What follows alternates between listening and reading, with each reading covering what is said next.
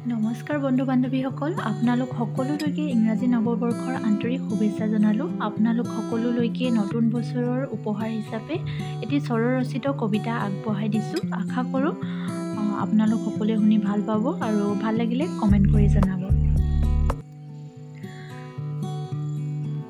প্ৰকৃতিৰ প্ৰেমত পৰা ছোৱালীজনী আজি ডাঙৰ হ'ল। হাজাৰটা সপোনৰ বীজ সিঁচা তাইৰ আপোন ঠাইখনো আজি পূৰ্ণতাৰে ভৰি পৰিছে। এফালে শেৱালি জাক পাতি উৰিছে, আকৌ আনফালে ভেটফুলৰ কলিবোৰে কাছমাৰিক বৰ ধুনীয়াকৈ সজাই পৰাই তুলিছে। শুকুলা মেঘবোৰেও দূৰণিৰ পাহাৰটিৰ লগত কিবা যেন সঘন কথা বতৰা।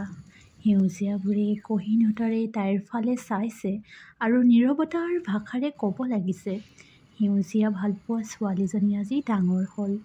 প্ৰকৃতিৰ প্ৰেমত আজি তাই আপোন পাহৰা হ'ল। ধন্যবাদ।